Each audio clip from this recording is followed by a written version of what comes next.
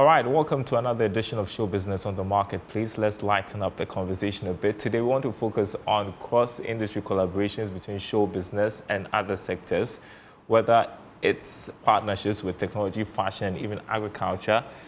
These collaborations are not just creative, but also driving significant economic impact.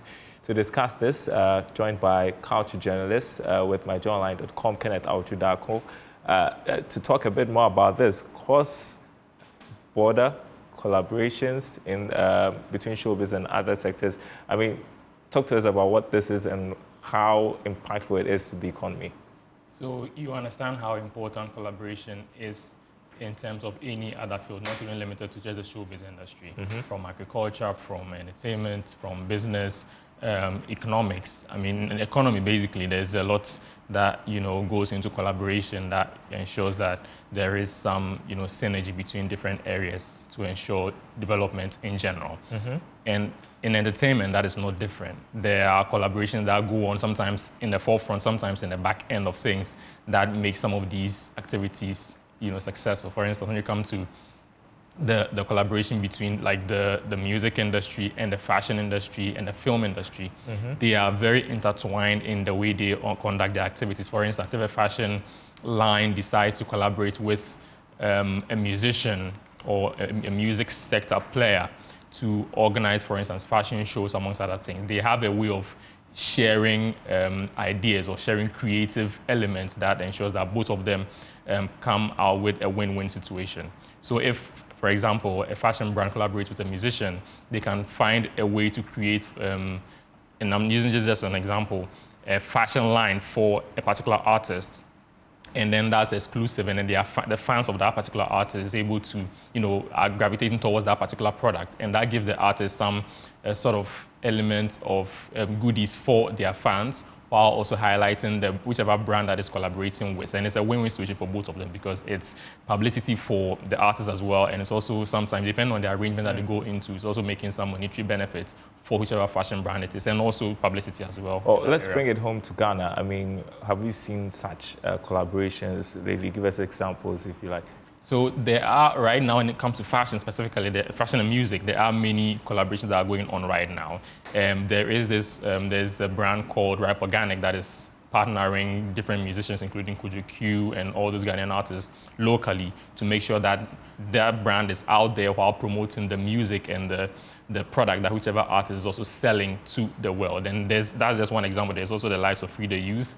There's different examples that, if we are to list, we're not going to end the show. But basically, there is that, cross collaboration between, artists, fashion, and film, for example. So if you even look at the fact that just this year there was the Super Bowl commercial that was shot, one of them that was shot here in Ghana. I remember that. Yeah, exactly, that one, for instance. So even the fact that it was shot in Ghana, you realize that it didn't just use the fact that it was a US event, didn't prevent them from collaborating with local players, and this extends to the technical people that are going to be involved in producing that particular content. So that brings in video directors, filmmakers, actors, actresses, and even the score that's going to be produced, the music score that's going to be produced for that specific artwork to come to light, which eventually is shown on the world stage. Right. And in turn highlights the heritage that the country of origin is projecting to the world. I mean, talk to us a bit more about how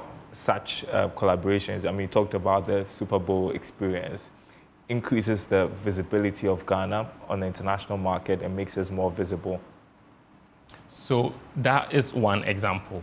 Let's look at some other areas as well. When even the fashion that we're talking about, that's one other area.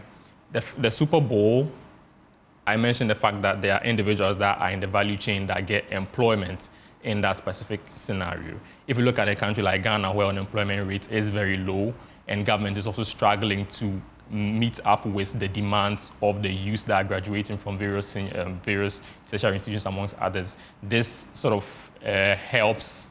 It's sort of a help that the private sector is also contributing in its own way into alleviating, the issue of unemployment as well. So For instance, if you also look at the fact that musicians need, because of digitization, producers need streaming platforms. Musicians need streaming platforms to be able to get their audio or their work out there. That is where streaming platforms such as Spotify, Apple Music, and all those things come in. And Boomplay as well is a local one that's also, helping artists locally. So that in that instance, there can be a partnership between like an artist and whichever streaming platform to collaborate in, running campaigns that put their music out there, and also helps that streaming platform to gain traction in the local space as well. So there are very different ways that this can also materialize. In the film industry back there, there's also fashion that plays into it, because if like a foreign brand, a very big brand, it's coming in to shoot a movie here, like we're talking about the Super Bowl, for instance, they will have to be clothed. And the fact that they are having, that campaign over here, or creating that campaign over here, means that for fashion designers, for instance, there's going to be an opportunity for them, because they will want to tap into the local identity of the people, and that creates some more employment, which also goes on to boost the economy as a whole. This seems pretty lucrative. So what are the challenges currently that we need to, take a look at to, benefit more from this? So if you look at these various industries, all of them have a structure that they work with.